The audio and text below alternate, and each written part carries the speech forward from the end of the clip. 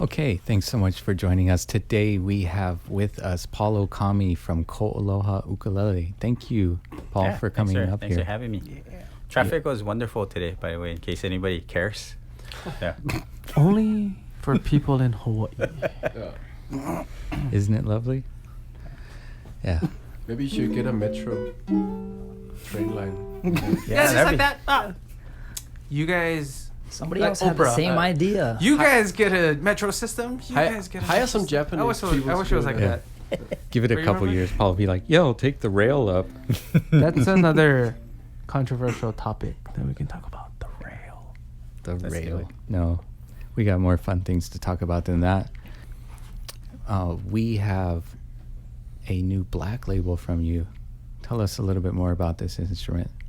So this one's actually part of a pair that we built. This is one of our freestyle builds. Freestyle meaning that Grizz and I, Grizz actually heads our customs department and leads us in the customs team. And anyway, so the freestyle builds are ukulele that we build. They aren't for a specific customer in mind, and they're not a commission build where an artist, a customer will come in and request certain options. So also known as I build what I like.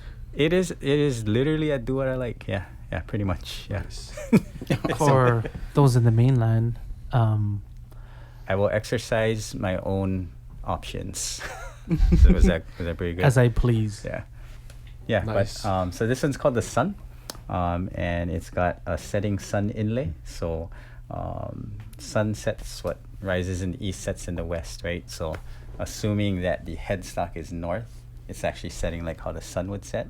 The moon, unfortunately, we don't have, but the moon actually travels the opposite way. So the moon, actually the phases of the moon and the other one goes the opposite way. So we tend to build them in pairs, sometimes triplets, depending on, what we're feeling. But whenever we do a freestyle build, we try to give at least a little bit of thought to the overall theme and concept behind it. And, rather than just stick something on it because it's cool. It not necessarily like a real deep meaning, but we like to have some kind of significance to what we're doing. So Where do you pull inspiration for those type of things? the ether. Yeah, I know, right? No, it's kind of funny. The whole thought process and the inspiration and the conceptualization of everything sometimes actually takes us the longest. And Grizz and I will actually sit and we'll start talking about honeybees, and we'll end up. I think you guys got the honeycomb, right? So you guys got the honeycomb, and I mean, originally that started because I'm weird. I like bees, right? And I want to raise not weird bees, at all. keep bees, but I don't because there's an elementary school behind my house, and it's kind of I don't want any kids to get stung or whatever. But anyway, so I was telling Grizz, why don't we do like a honeybee thing? And he's like, that's super stupid. And I mean, but that's how the conversation gets started. Guess what? It's sold And so that what we was settled on, was in the like honeycomb. 10 seconds. Yeah. So Yeah. We gotta protect bees because it's There- an there you endangered go. species Yeah. now. there you go, head of KoAloha Customs Department. Bringing And honey awareness. is delicious, right? Huh? Honey is delicious. Well, I don't Okay. eat honey actually. Oh, well, I mean, I did. just I like you honey. can take our you can take our word for it. Honey is delicious. Honey is delicious. But when they Bee say if spit. the bees die out, then We die we'll out. eventually die out. Oh, right? it's So an endangered species. there was more of now, a so- deeper meaning with that. With the There- honeycomb right? on. There Probably not. wasn't. There wasn't. Telling Mary Face, you're like, what the hell are you talking about? Go along with it, Paul. No. He's like, And Don't yeah, do this. absolutely. Yeah, save the beast. Yeah. And how did you come up with the idea for the sun faces thing? Oh, life. I mean, am I supposed to have a deeper answer? See, I know, not really. No. one morning, Life. I mean, I woke the up and I sun saw the rises. sun. yeah, it's so beautiful that I had to stop. I took a picture. Didn't come out so good because you can't photograph the sun. But no. And you're so like, the I have sun to and the go to moon- work now. Yeah, these two we've been doing a lot of we like to take inspiration from nature a lot, because oftentimes nature is perfect, and even in its imperfections, nature is always balanced, right? And so like the bees and the honeycomb one that we did. You find that nature is often very simple, but there's a lot of depth to what exists around us, but not a lot of us take the time to, I did joke about it, but I mean, who wakes up and looks at the sky and says, oh, today's a beautiful day, right? I mean, for the most part, we wake up, we're like, oh, crap, gotta go to work, right? Or like, I'm late, or you gotta drop the kids off, and it's very easy to kind of just lose sight of that kind of stuff. So when we do try to figure out the theme for our next build, a large part of it is we look to nature for inspiration. And I mean, sun and moon are pretty, they're but that's stars, part of being here. And if you get beyond the stresses of the day or whatever, I mean, there's an awe-inspiring visual to the nature around us. Yeah, absolutely. Yeah. And I mean, you guys definitely do all kinds of different themes that reflect Hawaii's beauty. Yeah.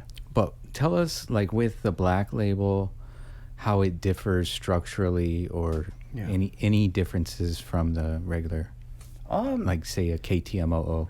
Yep. So the interesting thing is that they're probably more similar than they are different. So building and structurally and bracing, I mean, they're probably 90% the same, and it's the 10% that we brace a little different.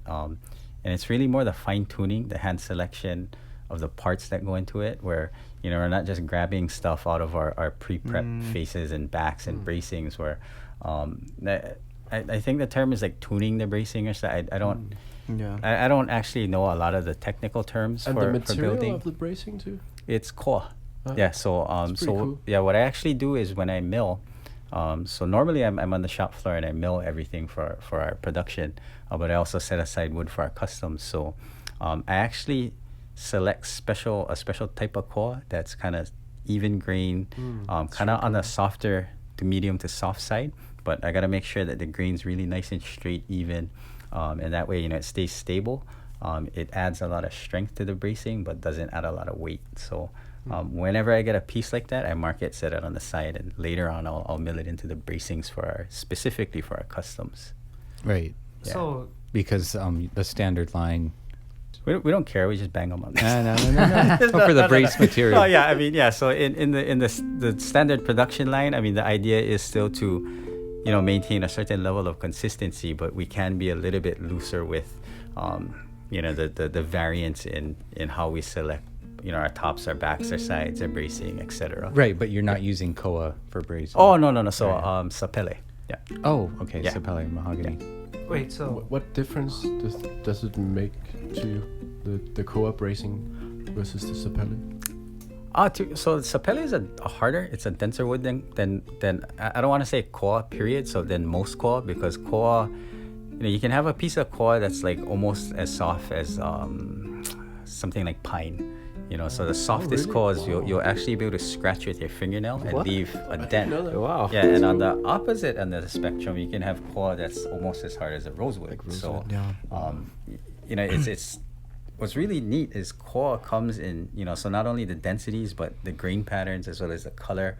Yeah. So the variations in KoA, it's like people. We come in different shapes and colors, but no, really, like, it's or like dogs, because you can have a Chihuahua and you can have like a Mastiff, right? And genetically, they're practically identical, and within this single species, you have that much variance. So KoA is one of the few trees in the world that's that different. That's cool. A majority of the KoA is kind of more towards the middle, but anyway, so the difference is that when I pick that softer KoA, it's just, to me, it resonates more, and it has it's everything.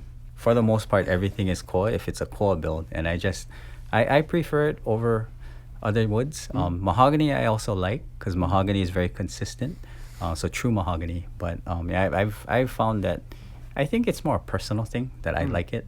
Yeah. So KoA would be your choice for like ultimate customs. I mean, obviously KoA's been good to you guys, and you guys have built your sound around KoAloha, right? But I mean, you've experimented with tons of woods now, like redwoods and different exotic hardwoods for the back and sides. You'd still go with an all KoA?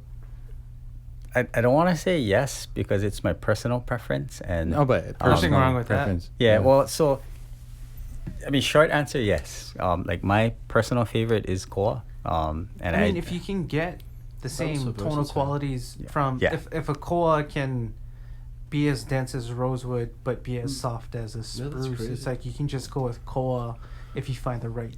pretty, such a yeah, wood. pretty much. And you would yeah. you could achieve a spruce Esque. rosewood kind of sound. Spruce-esque. You have to dash ESQUE. Yeah, but most of it that you're using is going to be in that middle range. I mean, Yeah, for the most part. Yeah, Yeah. it's yeah. but it does have that sound, you know. I mean, it seems like a perfect balance. Like you'll get maybe more from certain softwood tops and Yep. stuff, but I guess it becomes just a personal preference at some point. So in my building experience, that's what I like about Koa, where it's very versatile. It's very kind of middle of the road, where it's not too bright and barky, but neither is it too deep and too boomy and sustainy.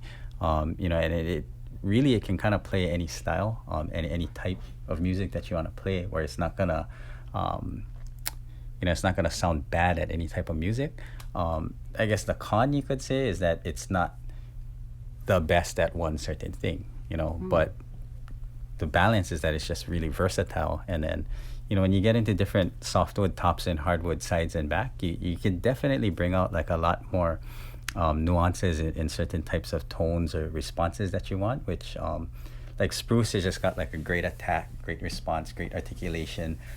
Cedar is warm. Redwood is just kind of in between depending on the piece that you get, so it really depends on the person. Me personally though, Koa's been my favorite since we started building, so Nice. yeah. It's also the world's favorite. It's like when the jack of all trades. It is, yeah, it's for kinda- wood. yeah. That's pretty cool. I didn't know that. It's getting more expensive. Yeah, every year. Yeah, it's like It's like Then making you it guys harder have to just love. Get your own plot of land. 6 or 7 acres of wood. yeah. On the, I mean, ideally my dream is to finally win the Megabucks in Vegas. It hasn't happened yet. me too. I'm kind of counting on it, but yeah, I mean seriously though, if had I come into like a fortune, and I mean I would definitely buy a plot of land, ranch land, and probably more than one, and I wouldn't see it in my lifetime. And Would you buy out Kanilea? for the Oh, right dude. for the right price. Edit.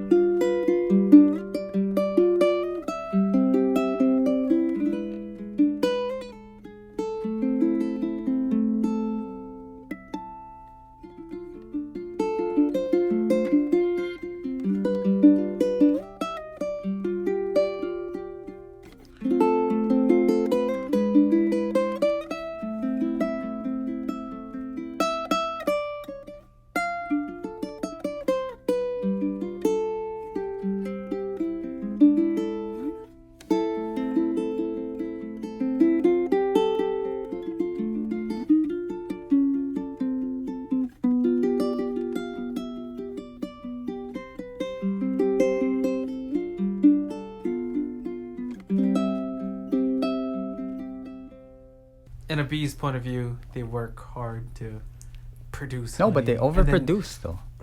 They Yeah, produce but- more than they need. It's just like, yeah, somebody comes in and it just takes all the honey, Well, yeah, if you're like exploiting. and then it. they eat it. And then you What if there replace was it a with sugar water symbiotic? without antibiotics. And I heard the bees are happy when we micronutrients. take their honey, because they're very giving creatures. It's like Yeah. The Hawaiians are and then- happy. And then you cut out the wings of the, Right. Well, of the queen so it can't fly away. Yeah, the Hawaiian. Winnie the especially Pooh queen, isn't yeah, she happy. was really happy. Yeah. Are you calling me Xi Jinping or? No, I'm just. Before we go into the brown skin people problem. Oh no, tangent again. You're just on a roll. I mean, So how do you brace the? Yeah, actually, talking about that, you brushed over it, but they are different. Yeah, you they know. are The different. blacks. You can hear The blacks. difference. Oh my God, Corey, what have you done to me? I didn't say The black label ukulele. Jeez, Corey. putting words in my mouth. No, and so It's a yeah, different, sorry, it's different I didn't shape. get to, There is different. yes, I you know, didn't get to finish. Somehow we started talking about bees That was my again, but anyway. Trees Yeah, and bees. so that 10% of difference in so the body shape is different for most of them. So this is our custom body shape, and it's basically a concert geometry that's blown up to a tenor scale, Oh, so I just realized it doesn't. and it's also have a round. Yeah, flat. yeah. Oh yeah. So we round the bottoms. The backs of these are rounded as well. From time to time, we do use a radius dish, but more often than not, Even the Um, shoulders are rounded. a little more, It doesn't yeah. ever get flat at the top. a little more rounded than our I know there production was- stuff. Yeah. And Corey mentioned before that the scale length is just. No, I didn't say anything about scaling. Corey. That is a little bit longer. Corey. Okay, so today's pigeon lesson for the listeners and viewers out there will be talking bubbles, and that's when you aren't making sense, and that's what Corey is. That's talking bubbles. So. No, but talking about the scale length. Scale The length. scale length it's a little bit longer than Talking 17 bubbles. inches, right? Oh, all of our stuff though. See. Yeah. But how come that? Okay, so when we calculate our scale length, so my dad actually built 2 generations of fret saw. So basically, it gang cuts or it stack cuts all of the frets at one time, or all of the fret slots at one time. So we get the original machine. Dad actually hand cut and hand ground by hand on like 2,000 grit sandpaper, each spacer by hand. The blades we had specially machined. Second generation, I actually had the same company that makes our blades machine the spacers for us. But so that the added scale length is our own compensation based on trial and error. So when you plug, so there's a formula. It's actually an archaic formula, and it's a tempered scale for guitars, ukulele, basses, and I mean people have been using it since they figured it out, and everybody else has been using it because it's kind of like the best average that kind of works across do many you feel it string has like instruments. more like accurate intonation and stuff? Our ukulele. No, just Or- the scale length, because No, it's not like a it's- standard 17-inch scale length. It's a little bit longer. I mean, you can have accurate intonation at any scale. Length, Yeah, I mean, but- well, so ours is supposed to be, so mathematically it should be 17 inches precisely, but it's not, because when we tested, so we tested our new saw, and we're like, okay, some of these notes are off. So basically what we did is we overshot, and okay, so now these, these notes are flat. Wait. Yeah, they're flat. Yeah. So Oh, okay. and then basically what we did is we kind of took a median built and we around- just exactly, yeah, because the fret saw is set, right, and we can't add or detract, or we can, but it's super pain in the butt to modify the saw. So what we did is we altered our scale length to compensate for the real world, yeah, and So it was just because you didn't want to fix it. no, so no. So the funny thing is, so if you tried to work backwards, because I actually tried it one time and it didn't work. I tried working backwards a lot of times. Yeah, and it and never just- worked. yeah. So, so I actually based one set of spacers on a pre-calculated adjusted length, assuming that the actual real world scale length could actually be at the calculated mathematical values, and it didn't work, and we had to adjust it anyway. So That's cool. it adds a little bit of, I mean, you get a tiny bit more scale, which gives you, yeah, like a fraction more yeah, I mean, attention, it's- and yeah, but yeah, a little bit more tension, maybe a little bit more Better punch. sustain. yeah. Yeah, I guess Yeah. the more tension was a little bit more of the volume, I guess. So I Yep. mean, So was it on purpose, or was it? Oh no, man, it wasn't. It wasn't. It was meant to be. I'd like. Yeah, there you go. That's a nice Destiny. way of putting it. Yeah, it was. It was with purpose, not on purpose. Ah, It's the gem of the day. Gem of the day. There we go. with purpose. Wow, just blew my mind. wise one. It's very wise. On Yoda. purpose for the universe. Oh, there you I go. noticed with this one, like the neck is slightly thinner too. Oh yeah. Than Yeah. like the KTM 00. Yep. And the Opio. Was that just something you guys do with the black labels, or just this one in particular? Kinda Generally, like, yeah. was that feedback from customers, or I feel like it's gotten. It wasn't thinner. you, Corey. No, yeah, it's based on feedback from players, customers. The thing is, not everybody's gonna like the thinner neck, because it's got like a fast action. But some people don't like it because they don't. It's to each their own. Some people like that hefty like Yeah. tank neck, Bulky neck. and usually Baseball like bat neck. bass players, especially Oh, upright yeah. bass guys. They're one of the few people that request like a really thick neck and super high action, and it's super weird. But it's because they're used to pulling strings on a bass, But most ukulele guitar, especially like electric players, prefer a neck like this. I feel like those people would be like, "Wait, this is too easy to play. Hmm. I need the action higher. Oh yeah, bass guys. Yeah, What is this? Yeah. I'm used to them playing. I you broke know, another string. Well, that's the does guy that happen. always used to come in and ask it at like 4.5. He's like, can you keep raising it a little higher? How high can you go on action? It's like the blank doesn't go that high, man. I can't make a taller one. For you guys that played the black label here with the regular KoAloha, like what are some of the differences that you heard? It's much more balanced, yeah. Oh, Oh, yeah. definitely. It's way more sensitive than the other two. Like it's almost like, on a piano, if you hit the sustain pedal and you play a whole song, unless you like purposely stop the sustain, that would be this ukulele. It just like keeps ringing like a bell.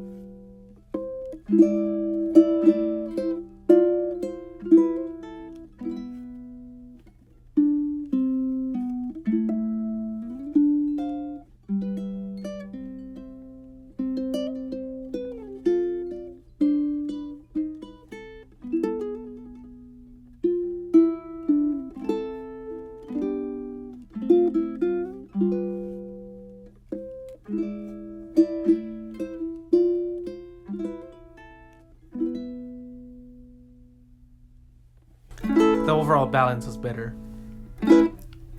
on the black label. Yeah, for me, there. I mean, it's like different shades of good, but the voice was just Really crisp and clear. fine-tuned. Yeah, very delicate. Yeah. Like you didn't have to try hard to make it sound good. It's just like It's kind of like Yeah. people who talk too that sounds loud, good already. right? People who are just naturally loud, and then Yeah. the well-spoken Ki- people, Like the are- compressed voice versus Yeah, that's the actually that's a elegant. gem. That's a good one. Oh wow! I thought that was the worst It's idea. like you fired I've enough, ever had in my fired life. enough shots. One of them's best gonna thing you hit. said so all then- night. Oh, that's I've You never figured out heard my that. style. That's how you do it. So, but you beyond the customs like this, you're running the production over there still yet, right? Yep. So, yeah. So I mean, I actually it's kind of funny because I'm well, so my brother got to be the president of the company because he's the older brother, and so So by if you by had the choice, by default, if I was born earlier, I mean, I would be that guy, but I wasn't, so I'm not. No. But yeah, so my brother is the head of. welcome our to company. my world. Yeah. No, sh- Mom and dad are still there, and then they're the owners, of course. But company wise, so my brother's the boss, and I guess I'm like the not the almost boss guy or whatever. But But you're running the. yeah, no, I but mean, yeah, you're so building. I so- prefer to be on the floor getting dirty. I mean, Yeah. physically working. It's my thing. And converse is you need somebody to do that admin, and they're both Yeah. jobs that need to be done. But I prefer to be there, running the shop, making sure everything goes smoothly. I'm also the guy that everybody calls when they break something, be it a machine, a jig, an ukulele, and. arm. Yeah, I'm actually our safety officer. So Oh, yes. oh, wow. Yes, Yeah, I wear wow. many hats. You Corey. carry many- hats. Yeah. What's many- your many favorite part roles. of, of a build? Is there a certain part that you like the most?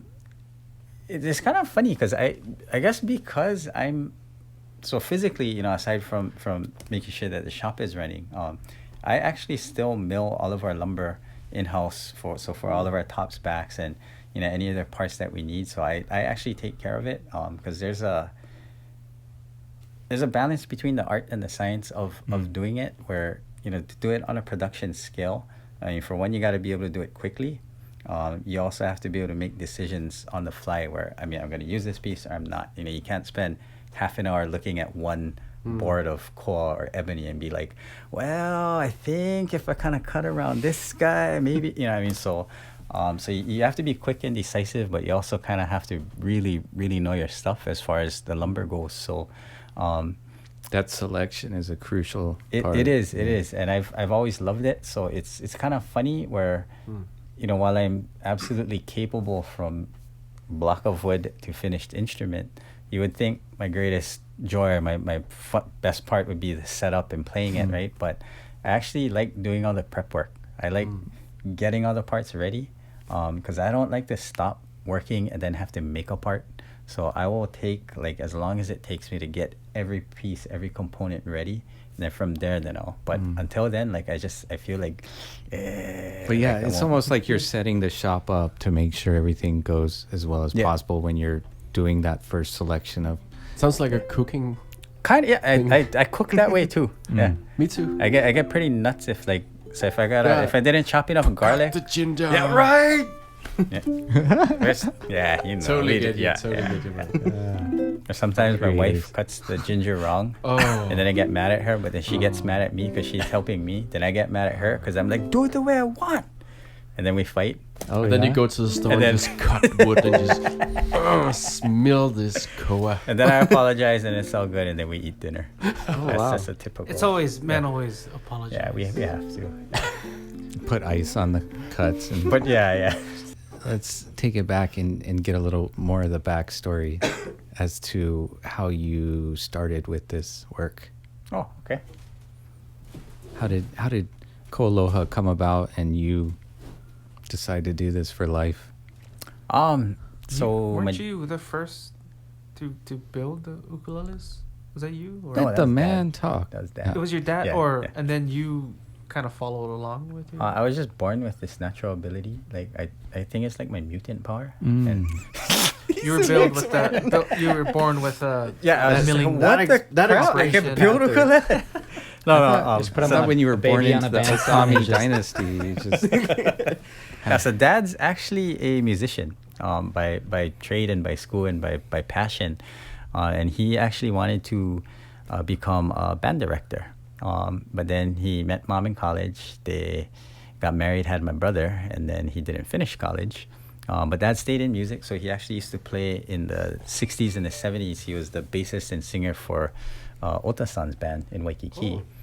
So dad was yeah, so he actually played, with, I call him Uncle Herb. And after that, he went into the Royal Hawaiian Band as the oboist. And then he just went through some stuff where he kind of didn't want to be in music anymore. So literally, like, dad was like, okay, I'm not going to play the oboe and I'm not going to sing in Waikiki anymore. And I'm going to fabricate. Happens when you become a dad. Yeah, well, he already was a dad. that's kind of the thing. And so he decided. So I was 3 at the time, and I remember he used to teach oboe lessons at the house. That was one of the memories I have when I was that little. But anyway, he decided he was gonna start fabricating things out of acrylic, so plexiglass, lucite. And so dad did that until 1994, 95, and then dad was like, well, now I'm gonna make ukulele, because that's just how he is. So, rather than a normal person would make a normal size ukulele, dad decided I'm gonna make this little 5-inch ukulele, and it's gonna be fully playable, and the frets will be to scale. And oh wait, they don't make tuners for little mini ukulele, so I'll just make my own tuners and teach myself how to machine jewelry parts. So, that's actually how KoAloha got started with dad. And it was right about that time I graduated from high school. And my brother was with dad since the acrylic days. So I was going to UH part-time, actually full-time. And then in between classes, I would drive back to the shop. I would work. I would go back for my classes, and I would go back to work. And it just got really grueling. And I was only going to college because mom wanted me to go to college. And I didn't want to go to college. So Sounds very, very I'm a good, Japanese. yeah, I'm a good Asian son. That's how we do. So after my 3rd semester, I pretty much I registered, and I didn't even pay and buy my books. I just didn't go. So I talked to my brother and my dad, and I told them so at the time we were still doing the acrylic and the ukulele both simultaneously in the same shop. So still the mini. Still at that time we were doing the regular size ukulele. Yeah. So dad had started to do the regular size ukulele. So I talked to the both of them, and I told them if we do just ukulele, like, I'll leave school. Mom's not gonna be happy, but I'll join the company full time. And I did. And from there it was kind of interesting, because it wasn't. I didn't grow up wanting to become an ukulele builder. I didn't grow up wanting to work with wood. Actually, really, had I stayed in school, I probably would have gone into like biology and maybe a field of medicine, because I've always enjoyed that. So, but I also didn't want to go to more school, so it kind of worked out for me. And just through building and pursuing and honing my craft, I fell in love with building ukulele and working with wood, where it's the same job technically every day, but I mean each piece of wood is different, especially again koa, and any wood is different. So it's while I'm doing the same thing relatively every day, it's pretty cool, because each wood is different, and I get to look at it. And I mean, at this point, I can look and touch and touch a piece of wood, and I can pretty much have a very good idea of how it's going to sound, how it's going to react. So just watching it kind of go through that process through the shop, and all of the hands that touch it and create the final product, and just to see it duplicated, which is maybe like our 3rd or 4th generation of guys at this point, where dad taught my brother and we taught our guys who taught the guys who taught our guys who build the ukulele now. So was that 5 generations? I lost count. But So if you had decided to stick with school, KoAloha wouldn't have maybe. come to be? Yeah, I mean, I don't know. KoAloha probably still would have happened, and been around, but it would Wouldn't have have been been as great. very different. You know, yeah, very different. Corey trying to advocate for dropping out. Yeah. Pursue your passion. Yes. kids. Yeah. Yeah. But like most of us didn't know what path we were going to take until we're on that We way. ended And it, then yeah. like, I really enjoy these aspects of this. And Yeah. it's Kind of like life in general. It's like you never know where you're gonna. It's like a box go of and end chocolates. up. You never know what you're gonna get. but when you grab a piece of Should coal, do that which with monopoly. Yeah. He knows what he's going to get. took 20 years, but you mean can just Hawaii- smell it Hawaii now and know. monopoly, right? Yeah. You bite into a monopoly, you never know what you're gonna get. Also true. How much experimentation or like I mean, you guys have a really unique bracing system with your unibrace and stuff, but I know you especially in the black labels and stuff, just try different bracings and different shapes and different things. How do you mix that in and because obviously you can't run a production trying different things, but is there things that you kind of discover with the black labels that you want to maybe implement in the regular line, or do you feel like the regular line is just perfect as is? It's kind of like your avenue for like your freedom in building. Well, you can experiment, right? Well, when you work for your family, you're never truly free. So that's why you have the. No. Doesn't have to be your family. It's kind of yeah. It's kind of interesting. It actually kind of goes both ways. Where, in the early days when before we did any custom work, and so I actually started our customs, and so when we started, we would do special orders and we would customize ukulele, but we didn't truly build like from the ground up. Select every piece of wood, every bracing, fine tune everything. In that sense, we didn't build customs for. It was a while. It was a few years into building ukulele. But anyway. Was it more of like just the demand of ukulele? You just wanted to, like, you guys were kind of like established as like the other, like yeah, the ukulele and so people were like we actually did, yeah, and so we didn't really need to build customs, and honestly at that time my mindset was to bang out as many of the most consistent, great sounding ukulele that we could, and for me I didn't feel there was a need to have to build something that looked better or not necessarily sounded better, but I think for us it was more the aesthetics. Refining the process, though. Yeah. So with I the think a lot aim of of people- consistency. yeah. a lot of people consider KoAloha being one of the best sounding. And consistent, Instruments you from Yeah, one to the really. next, you can count on that sound. It's the honeybees. Yeah. It's the honeybees. Yeah. That's the secret. Because they Is it pollinate that the acacia, which is the koa, and I'm just.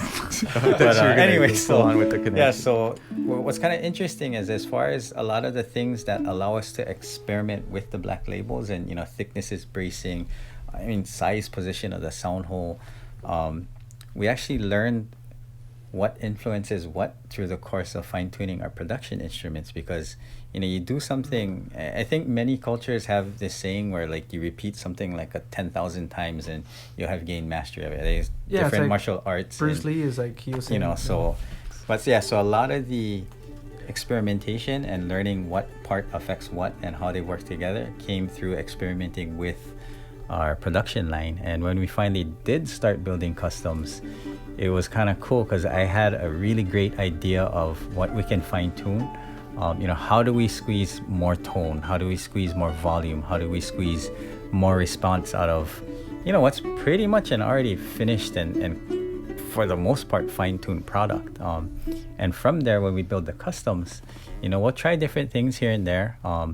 Sometimes it'll be purely aesthetic. Sometimes it'll be for longevity of the instrument, and of course tone and sound is something that we always look to improve on. So there's definitely things that I look at from the customs and try to see, can we apply this to our production line, and is this something that can be repeatable, and it doesn't have to be someone, it doesn't have to be me, it doesn't have to be Grizz that performs this operation or this job to effectively get that ukulele to sound like that. So they kind of go hand in hand, and it's pretty pretty interesting how they really overlap and intertwine more than, a lot of people think, well, production is production, bang them out, and customs are, you work on one at a time, and absolutely true. But So it's kind of the innovative part of KoAloha. yeah, so they absolutely they complement each So other. your custom is R&D, and then whatever you can figure out that you aren't the variable, you can recreate. Exactly. Yeah. That's cool. So was there anything in particular with this ukulele that you learned something about building it? Sorry. Gonna go Deep with questions. Like I said, I build what I like. hang on. That's BS all. generator. BS generator. Yeah, this one not really. I mean, because this one's a pretty basic one. I did. Well, not learned, but remembered that. Yeah, like perfect circles are super hard to cut by hand. So all of our inlays are hand cut. We don't we do work with a company called ProWorks. They're based in Maryland, and for any type of repetitive jobs, so like our logo inlays and our rosettes, so those we contract out to them, and they provide us with the pro parts pre-cut. But for custom work, we cut everything by hand. So anytime you see like I don't know if you folks all got to see the Leo Mano, the shark one that we did. But I wasn't. yeah, like all 1 million plus of those shark teeth were cut and engraved by hand. 1 million. It was maybe a little less, give or take. 990. Give or take about a million. 900. Yeah. Still a lot of thousands. Yeah, for watchers, there's it's on our YouTube channel. Maybe That's when we went to a visit, year right? ago or Yep. something? Yeah. Tour. Oh, that's right. Yeah. And so that one we actually designed 3 different shark teeth based off of actual shark teeth that we happen to have lying around, because KoAloha we store. You just happen to we have store shark tiger teeth lying lying around. Yeah, that's you never know when we you're were gonna just need talking 'em. about a shark. What's the Shark- weapon called? The Hawaiian shark weapon? tooth Leo saddle. Mano.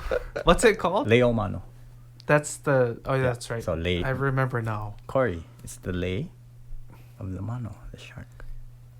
So you kill a shark with shark teeth?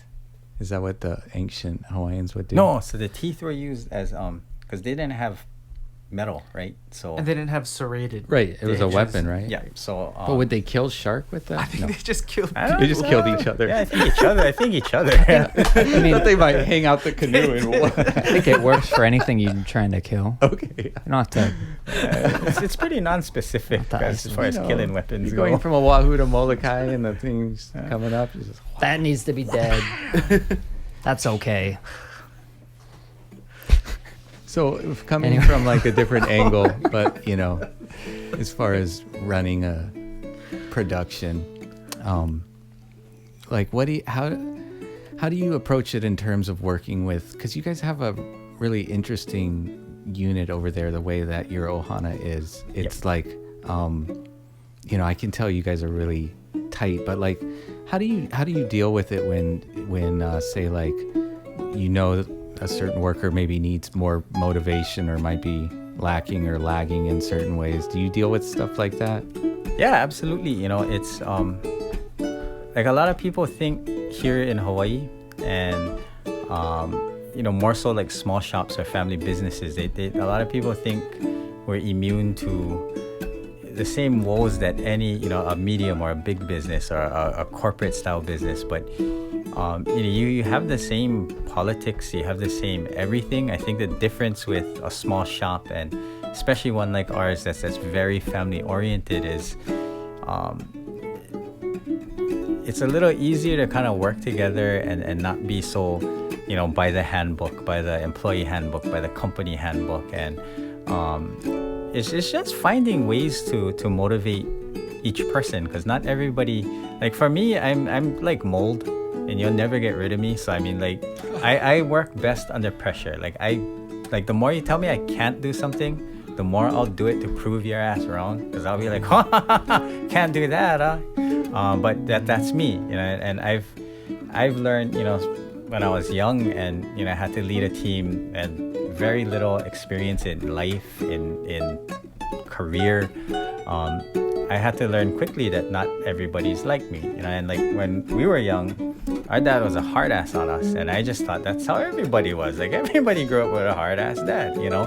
And so my brother and I were pretty hard ass to our original guys, and not a lot of them stayed and lasted, you know. But it's just I had to learn that different people, you know, some people function better with praise.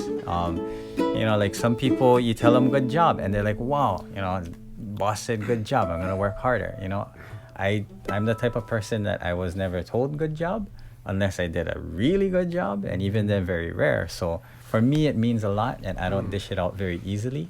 But you know, that's one of the things I had to learn, that okay, well, I'm not everybody and everybody's not me, and you know, maybe this guy just needs to be told good job more often. You know, keep it up, you can do it, as opposed to. I know what you mean. Is like I feel like I grew up the same way. Oh, okay. Japanese It was style. like it was just either, you know, what you did was okay, and then And it was you did something expected, spectacular. right? It was Yeah, like, it was- oh wow, Yes, and being that was amazing. right, and doing what For you now. do and being good at it was expected. That was the Yeah. base, right? And if you were like freaking phenomenal, It was then either- like, oh, that's pretty good. Yeah, it was Yeah. never anything above like a, you know, it was a little bit better than an F. Well, Yeah. you know, I mean, the jury's still out on kind of what style of parenting actually works, but it's almost the same with working with workers. Like you were talking about the differences in individual psychology. In a sense, you have to be sensitive to certain people responding in different ways. Yeah. And even age comes into factor too, where you know you can have younger people who, you know, they're almost more of like a blank slate, but at the same time they're more irresponsible because they don't have as many life commitments, right? And you know, I mean, a lot of times the good and the bad with a younger person kind of cancel each other out, because you know they can learn a lot, they learn quickly, Yeah, they can it's work like fast, they can they're work hard. Moldable. Yeah, but you know, provided that they're moldable, If they you want to know? be. And then you have older people who will be, generally speaking, pretty reliable. You know, they'll show up to work on time. They'll do their job. They'll be honest about it. They'll be committed. But I mean, older people tend to be set in their ways. You know, where like a lot of things in our shop, we do a certain way because we've learned through experience that for our building style, this is the best way to do it. You know, not you go to ukulele company X, maybe they do it different, but that's them. That's not us. That's their style. Exactly. You know, it's when But you you're build, dealing with guys, especially older ones. They've been building cabinets and doing this process, and this that's way. the thing. Yeah. Yeah. So a lot But of then times, at the end, it comes down to is like either are you building cabinets or are you building ukuleles? Today we're building ukuleles, so yeah, exactly. it's, So this is what we're doing today. yeah. And so a lot of times, you know, disagreements or even, you know, maybe the person may not stay, and you know, it's not doesn't have to be a bad parting, but I mean, ultimately, if whoever it is, you know, at whatever stage of life they are at, if they can't fit into us as a company, I mean, they won't last. And we don't push anybody out. You know, we rarely ever have to like let somebody go or fire them. You know, and we certainly try to, you know, as far as us as a company and you know, my brother and I, my family, the leadership, we do try to accommodate, because you know, not everybody fits the same mold. You know, but like you can only meet a person halfway, right? You can only, and maybe even a little more, but you You can't, just don't want certain people to take the whole like level of performance down, because yeah, you know, yeah. people will be like, well, they're getting away with this level of effort. Why Yeah, am no, I trying yeah, so hard? Absolutely. And That's- you have, you know, and we don't have a very high turnover at our shop, because ideally. when No, we that's do- why I see the same faces with you guys year after year. Yeah, and That's why I ask you try that. to retain, you know, people for life. What if you like had a weekly podcast and one guy just kept making ridiculous comments all the time? And I mean, I think everybody has their worth. You know, if that one guy could play You're ukulele probably real right. good, I mean, That's all that maybe- matters, right? Yeah, In this but- company. Yeah. You still want these hands? They keep coming back. yeah. I'll take the fingers. Yeah, well, what if one day I broke my hands? I guess I'm out of work. I would be your hands, Corey. Wow. I didn't know that. Do a puppet. It's like that improv game. You can just, and I'll do whatever you need. That went well, and it just went like somewhere. Oh, you'll love it.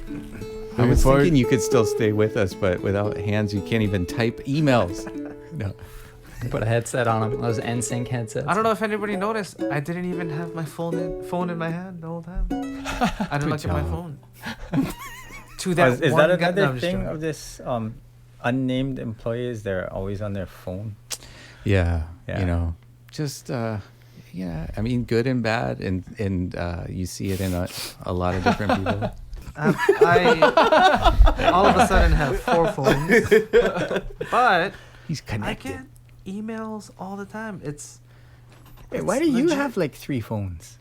That's or insane. like when an order comes This is in. my audiobook player in my car.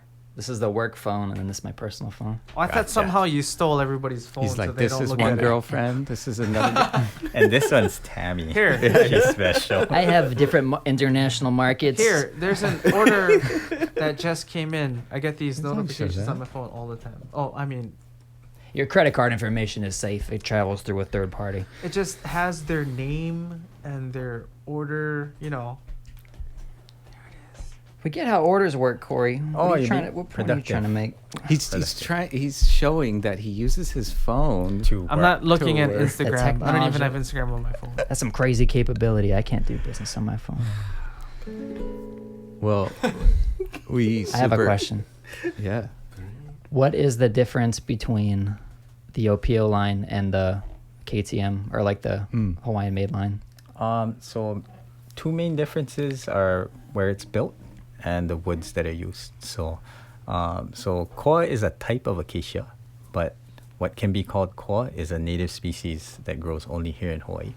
So all of the major islands have koa.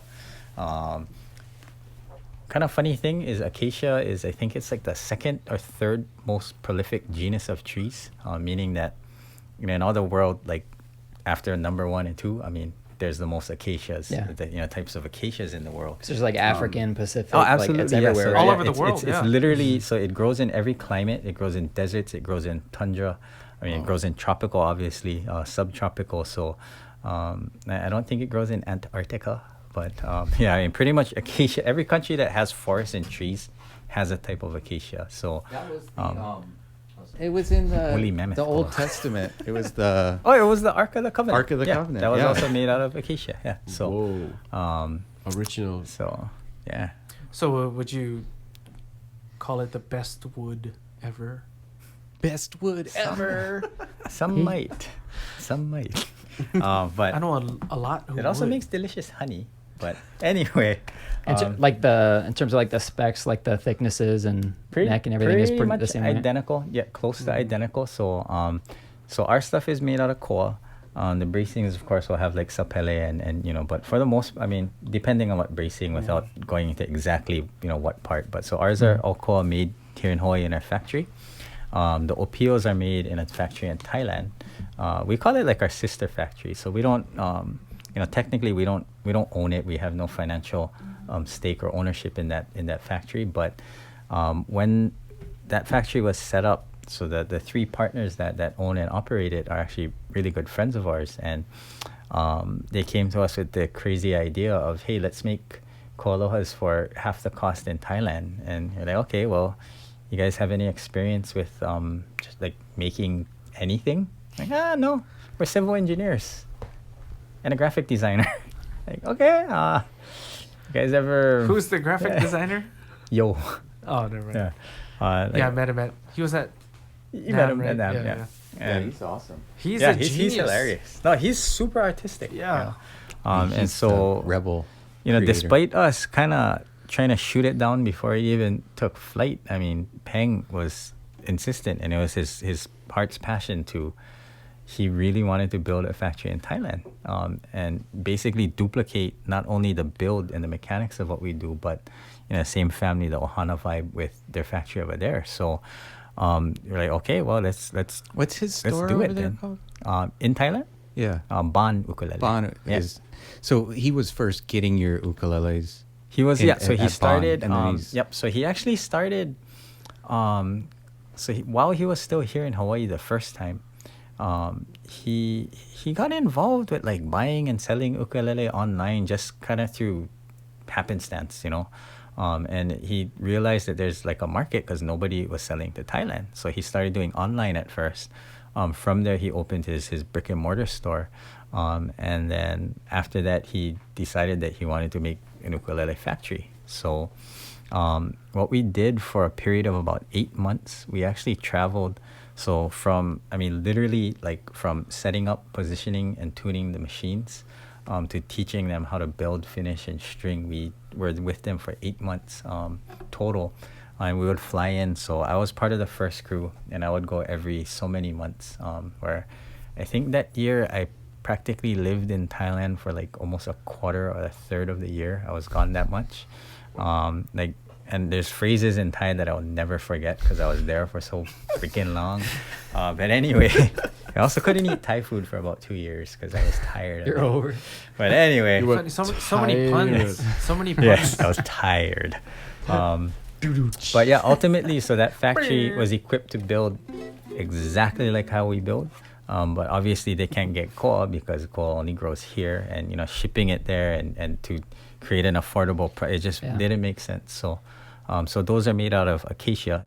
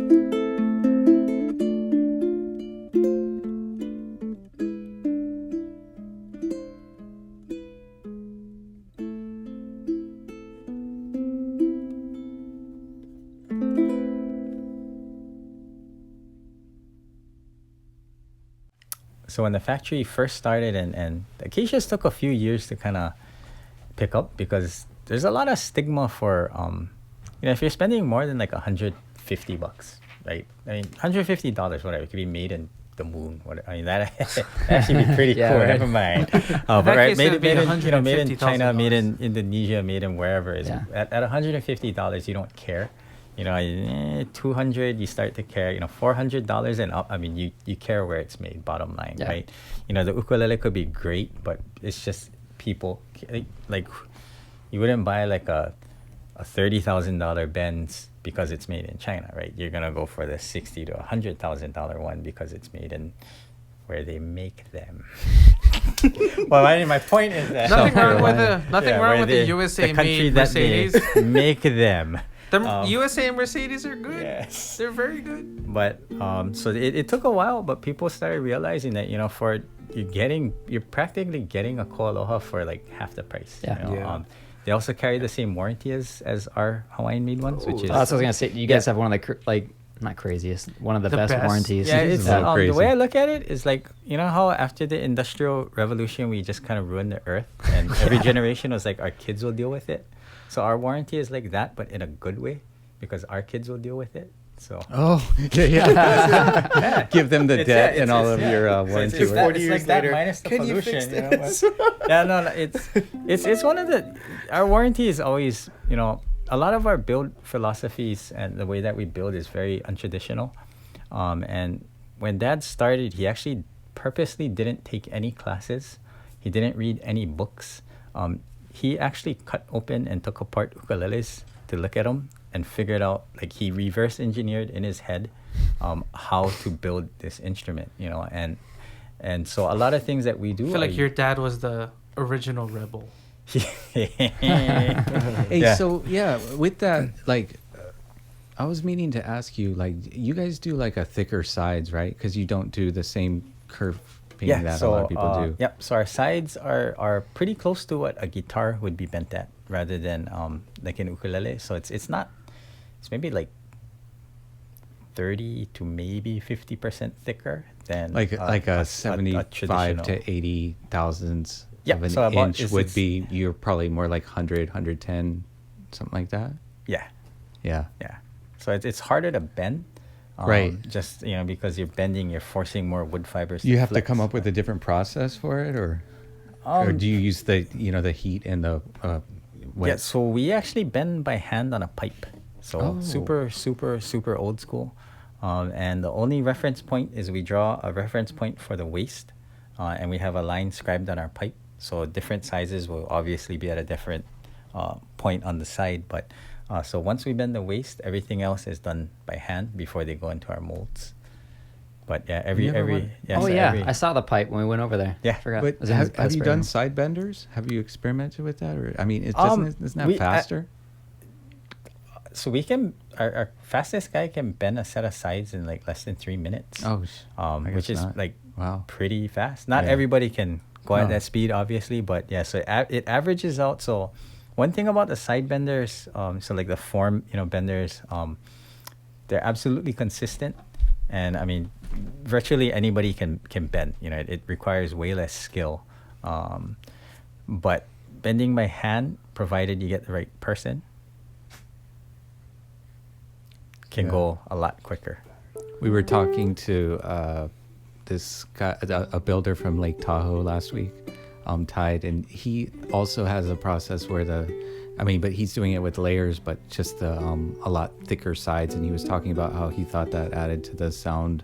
Oh, yeah. I'm sure that, was that with the decision to go with thicker sides then?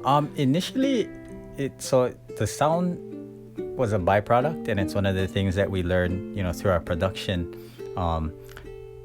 as far as how it influenced our sound and what stiffening the sides does. That we learned not by accident, but through trial and error. Because our early ukulele were actually bent really thin, closer to 60 thousandths with, a liner, both curved and non-curved, so solid liners as well as curved liners. But it takes really long because you can bend the sides quicker when they're thinner. But to us, it didn't make sense that you're gonna bend two sides, or at the time actually one side, because we used to be all one-piece construction when we started. Right.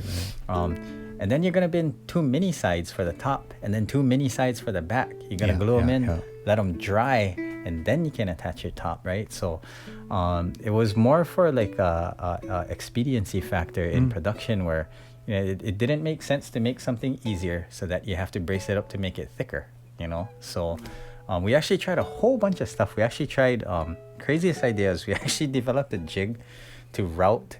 So we actually thinned out the middle. And so it would be a one piece with like liner that was already built into the side. But that sucked. It worked, Right. but it was still the same amount of work because we had to route every side. You got to deal with tear out, all of that stuff. So I think it was me, my dad, and at the time my cousin was working for us. We were kind of sitting around thinking like, so what can we do? And just, I don't remember who it was, but somebody had a stroke of genius and like, wait, the whole point is you want more gluing surface area and you want a stiffer side. Why don't we just make the whole thing thicker? You're like, why has nobody thought of this? So we tried it out, and it worked. Obviously we learned it's harder to bend, which is kind of where the pipe comes in. And it just stuck. And since then we've been just going with a thicker side with no liner. And very, very rarely do we get any type of separation issues that are because the sides are too thin. If it does happen, it's usually because whoever was building or putting the ukulele together went a little crazy with the orbital sander and made the sides super thin. But yeah. Because it's different with the black labels. You do have lining in those and all that, right? Yep. Mainly because of the black labels, or the other reason for the lining. So we do go a little thinner with the blacks, simply because. But then you're bracing up the sides too. Yep. So we do a liner, and then we also add vertical or cross grain supports along the side to stiffen them up even just a little bit more. Right. Yeah. The concept is you want, just generally speaking, you want a pretty stiff or a tight side and a pretty stiff back, and you want the top to be relatively, able to move. Yeah. Yeah. Yeah, I think that also helps it be less, it's not as reliant on how you hold it. Seems like with KoAloha, you can No matter hold how it much against you your hold it. belly and it's still not. It doesn't Yeah. mute as yeah, much. because Yeah. the top is doing most of the work there. Yeah. Anything else you guys wanted to add, or while we got the man? Thanks for coming down, dude. Oh yeah, thanks for having me. Is there any functional reason that you guys chose to do the binding along the edge of the neck, like kind of capping off the frets? Oh yeah, so that's actually so that's a purely, or the development, or that was born from a purely ergonomic aspect, because a lot more companies are doing it now, especially on the mid and low end. But you know, traditionally you'd only have, well, so not with classical guitars, but with steel strings, you know, it would be typically the more mid to high end guitars that would have a liner on there. And so basically what it does, or the reason why we did it, is because we noticed that a lot of old instruments, a lot of old ukulele, you know, when the fretboard shrinks, the frets pop out and you got to get it fixed, or you deal with it, right? Or people put tape on it, they paint over it. You know, people do all kinds of crazy things. And, you know, you can't predict how wood is going to shrink. You can't predict which ukulele is going to stay stable. I mean, actually, I can't. No. You just put your hands on it. You don't even know where it's going, though. Yeah, no, absolutely, right? And I guess you can't predict the environment the instrument will be in, Yeah. you know, and Or how someone's going to treat it. absolutely. So, so that was one of the things that's actually one of the things that Dad was pretty adamant about. Where, you know, it actually does add a lot of work, because we're binding every single fretboard that we produce, you know, which adds, I mean, work. You know, you don't bind it and you just, you know, tune up the fret end and then boom, good to go, right? But out of the box, it's fine. But, you know, 5 years later, you know, I mean, take it to Antarctica, it'll shrink guaranteed, right? Yeah. So that was purely for feel and ergonomic reasons, so that the fret ends, so, you know, because our fretboards will shrink, but I mean, unless it's a incredible amount of shrinkage, the fret's not gonna pop off the binding. Yeah. No, I noticed that. I mean, because I've seen where people have brought theirs in to get them set up, or, you know, once in a while we got one back that someone just let dry out like crazy, and if you got finish on the sides and the frets are popping, and you also get the delamination of the finish around there, and it starts chipping, and yeah. But that's one of the main reasons, like, I love your guys' necks because of that. It caps it off, and then it's nice too. Just even if everything is nice and tight and sealed off and everything on a regular one, sometimes you still feel a little bit of a, you know, like a speed bump kind of effect on it. But that is just, it's nice and smooth and consistent. So when you're sliding around, and then you don't have to worry about sharp ends, and it kind of adds a little bit of width to the neck, but the spacing is the same. Or close to, like, you know, most other production line ones. Tell you're a player, because only people who actually play notice stuff like that. I've been staring at him for 10 years. No, I mean, how many KoAloha? You've set up probably at least hundreds. Yeah. But because even thousands. So I noticed that, and then when we get them back and have to evaluate, like, if someone was humidifying it and all of that, all the problems that come around, but it's still like... Yeah, you can see the back is totally sunken in, and I mean, it's dried to all hell, but the frets are still comfortable. But yeah, and it doesn't screw up the finish. I mean, you should take care of it. Don't let that happen regardless. But even, like, people bring in, like, their old kamakas and everything, like, they give it to their kid, and then the kid just left it in an attic for however long and stuff like that, and they're like, now I want to play 20 years later. Friction tuners. Oh yeah. How come you guys use the friction? Because they're traditional. You come from an ancient culture. You should understand tradition. Sorry. No. I will try. Don't lie. You guys have a million KoAloha That's buttons funny in the because back. your build isn't traditional at all. No, sure. Hey, I pick and choose, Corey. I pick and choose, right? When it's This is convenient. This tradition. Yes. No. So, crap. I don't know.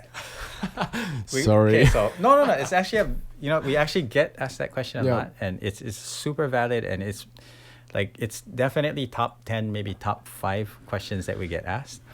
So a simple reason is that I haven't been able to find to date a good geared tuner that's both affordable for production and fits the geometry of our headstock. So I found affordable ones, but they don't fit. And I found good ones, but they're super expensive. I haven't found one that's both fits our geometry and fits the So budget the for a production UPTs you instrument. guys use on like red labels and some stuff. Yep. You guys use. Yep. So those fall into the category of like, because they are really expensive for tuners. Yeah. But have you tried the new GraphTech. GraphTech one? Yeah, we have. So Does that not work with your headstock? It does. So we've actually been so I actually have Because a those are few- more affordable. Yep, they are definitely more affordable. I think for what we do on the high end production stuff, it's probably not where we're gonna go. Yeah. The so- Gotos are nice for that though. But Gotos are nice. So without giving away too much, give it away. I found something. Oh, really? Yeah. Oh. So. Well, that didn't give away anything. Yeah, no, I found $20 today. What do you know? Yeah, no. It's so okay. So the most I'll say is something is coming, and you'll see it. You know, In the I never- future. Yeah, Cliffhanger. Somewhere between 1 Yeah. and 24 months. yeah. No. It'll be NAM show. You'll see it at NAM show for sure. Possibly before. Oh. Yeah. But it's going to be a change to the production line. Yeah. Yeah. Yeah. So every so frictions may or may not be a thing of the past with our ukulele. Yeah. Mm. May or may not. I'm scared. May It's- not or may. It's been You heard it here. a small segment of our business is changing out your Yeah. friction tuners. Oh, yeah, Sorry, yeah. I'm So sorry, maybe guys. you shouldn't change the. Well, we People are can- willing to pay. yeah. They're willing to pay. For I mean, yeah. We of can course. still all the send time. HMS the friction Oh, no, OEMs and then Okay, well, yeah, no. we want the best. But yeah, it is something we've been wanting to do for years. And again, I couldn't find something that both budget friendly and fits our headstock. But yeah, we got something now. So What do you got? No. Well, we you can't guys will have to reveal wait and any see secrets. Yeah. along with us. And, if it wasn't for you guys, we'd have to find other jobs that wouldn't be so fun. So we do Well, very much appreciate our likewise. customers. And we appreciate you coming up here and answering our questions and hanging out, talking. yeah, thanks for having me. It was And fun. this Black Label, I think it sounds and feels Rad. top notch. Yeah. Oh, thank you. Yeah. I mean, it Yeah. better. It's expensive It enough. is. Jeez. Yeah. Worth Yeah, but every, it does. yeah, worth every penny though. Yeah, totally. could be no yours doubt. for the I mean, it price. depends. Not Does if you're gonna worry about your rent next month, but Yeah. if you can I mean, afford what's it. a place to live, right? I mean, and you got music. I mean, you only really sleep in there. And I'm amazed that like you noticed that guy ran out of battery because you were just like a ninja, like bam. I was like, what's he doing? I noticed the screen wasn't on. And Yeah, I was but like the fact it that you stopped. just Thanks, Kalei. like you got my noticed back. it, that was like I I know. didn't know. notice it. He's paying attention. Yeah, but I I'm noticed. just looking at I cameras. noticed you noticing it, which is yeah. Oh. He can handle his beer. No, so Wait. There's beer. Pan Where? left. it's funny because I know you guys get asked this as well. It's like, what is the best blank? And it's kind of funny because I can't really answer that without it somehow shooting me in the foot, But it's the not funny, or I mean the interesting, or I don't know if interesting is the proper word, but honestly, I feel we don't try to force a sale when people come into our showroom. We don't try to force our instruments onto artists. We want people to play our stuff because they want to play it. Yeah, and how that relates to what is the best blank, the best brand, the best strings, the best tuners, the best instrument tuner. More than be concerned with what everybody else says the best. Like I always tell my customers, so if I'm in the showroom, I tell them, okay, you know what? I'll teach you one chord. I'll teach you like 3 chords. Play a bunch of instruments that you like. If one speaks to you, if one feels like this one feels comfortable, I like this one. I like the way this sounds. I like the way this plays. That's the one you should go home with. So I would say for people, don't be so concerned about what's the best or what's the name brand. Go for what fits you. And if it's a matter of budget, be content with that at the time. And maybe save your money. Set your aspirations for something higher. But just people today are so caught up in wanting to be the best, right? Or wanting the recognized brand, you know, and it's more than that. I mean, like music, right? Like you can't, nobody can possibly answer the question of who's the best living musician. Yeah, you can't or force who's the best somebody to listen musician, to a- right? Or what Who's the best wood is. or Exactly. any And of what's that, what's yeah. I mean, somebody might have answered that today. No, or- but it's all Yeah. subjective, No, right? yeah, And absolutely, yeah, absolutely. You know, yeah. and while, you know, obviously a $50 plastic ukulele, there are clear differences between that and say one of these. Yeah. But I mean, again, you know, if it's a 3-year-old kid, I mean, the kid's gonna be happy with either, and you'll be happy if your kid's banging the $50 ukulele on the floor. You know, for sure. Yeah, you know, so it's Well, always a matter I of don't know. subjectivity. It depends on the person. Well, yeah, 20, because, 25. You know, yeah, so, somebody who is very fortunate yeah, probably wouldn't. care. Yeah, it's Yeah. somebody who could. Yeah, $50 is 50 cents. it's relative. Relative. It's all relative. But Yeah. the flooring cost $1 million. You're Not ruining cold. the floor. What are you doing? Oh, it's the same but- thing in store, right? Yeah. Like we'll ask someone if they have, you know, a budget they want to stay between, or ask them like what sound they might go for, a size, and then we'll pick Yeah. 3 that all kind of fit in between. Don't Yeah. push one over the other and just see if they Yeah. respond to one. Yeah. It could be the cheaper one. Like, Yeah. who cares? It's the one that they're gonna like. Because if they don't feel like picking it up, they're not gonna practice. Yeah. I don't know. I like to think even if it's over $1,000, it's like if it's gonna be something that you play, that's gonna keep you playing ukulele every day, is just get it, even if it seems expensive at the time. What is gonna motivate you? Well, right, but It's- the point is that it you were drawn towards it for its sound and look, and I mean, you're not just like, okay, this is the brand that somebody told me to like or whatever, and Yeah. I tell the same. I mean, people read a lot online nowadays, you know. People- Versus, I mean, because that in-store experience is the pure experience Yep. Yeah. of Yep. feeling and seeing Yeah. and all of that. I mean, next best is online, but still people do the same thing online with us, which wanting us to tell them what. And I know it's not as pure as the in-store experience, but I tell them the same thing. Look, listen, and see what you're drawn towards. And You know, try 'cause to there is describe no- it too. You know, I think is it a bright sound? Is it I've Right, come yeah. across more a mellow lot of sound? people And just who recognize those enjoy differences.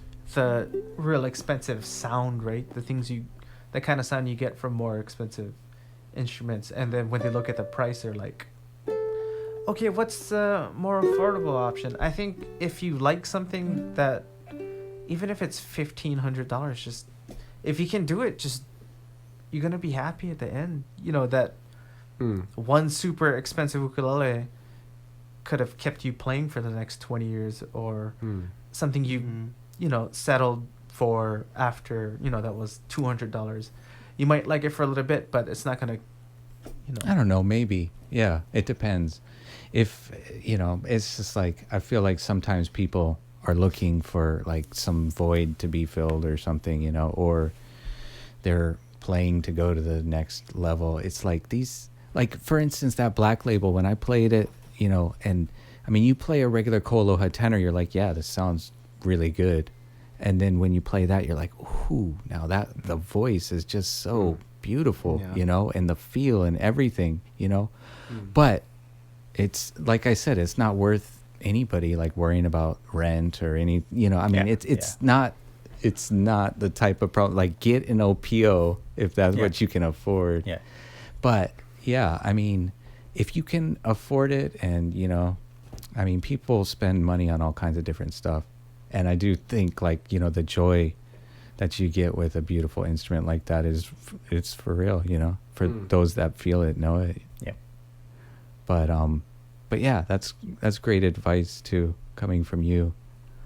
And I guess it's basically just telling people to be open-minded. And fall in love with the Yeah. instrument Yeah. that you resonate with. Yeah, and absolutely. Allow absolutely. yourself to just experience it, I guess. The best ukulele for you is the one you like the best.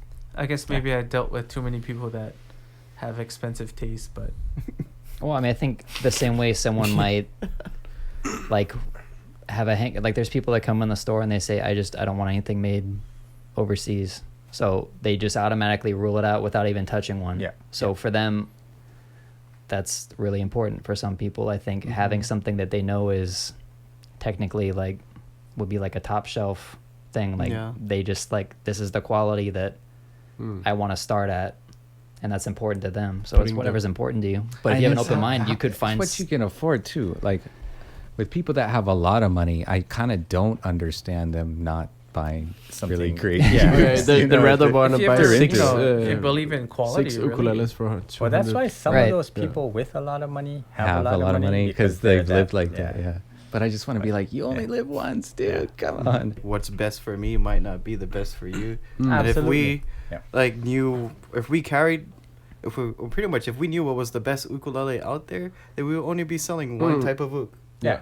We wouldn't have all this variety in different sizes from Mm. all these different makers because we're trying to provide everyone with their needs Yeah. as with the highest quality. If you know, Just imagine you go into the stock room and they're like, "Hey, can you help me?" And you just go and look, and it's 70 of the same box, and you're like, "I think we."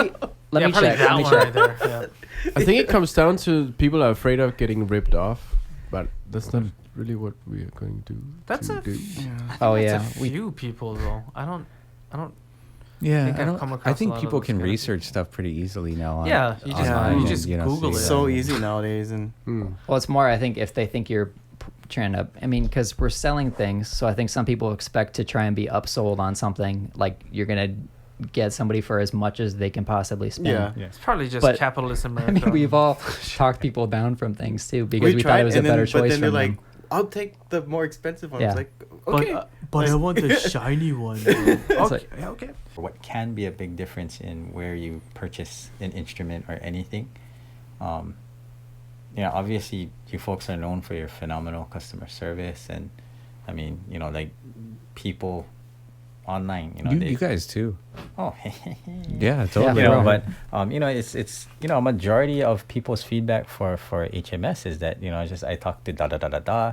They went out of their way to answer my questions and help me out. They didn't even have to go that far. And the list goes on and on. But like I think you're saying, you had a comment about people don't want to get cheated or robbed, right? And Yeah. the upsell, where I think a lot of things, especially today, where especially retail, right? Like you can't walk Ala Moana without like somebody talking to. And the thing is, like Sometimes right? they just come and grab you and Yeah. drag you over. So, like, I the had thing one is- guy Yeah. like holding me. I was like, oh. Yeah, so like now To- I to just use straight the up, soap I'm or, just, like, yeah, lotion. You just start like- putting dead Well, then, like, sea salt hey, on you your buy hands. my And soap. Well, the thing right is, now. you can't even pretend to not speak English, because whatever language you Oh, they pretend to speak speak, language. oh, they speak it, my friend. Oh, They don't speak do. Danish. Wow. I was dragged into Oh, really? Prada, I think. it's a bunch of Oh, they polylingual speak- people that they But if yeah, you no, want you to know what, work at a though? kiosk. Since buy they met languages. you, now they got a guy who speaks Danish. Trust me. And so much of retail sales is that way, right? Or even, you go into like a nicer shop, like they'll try. Obviously, it's their job, right? They gotta.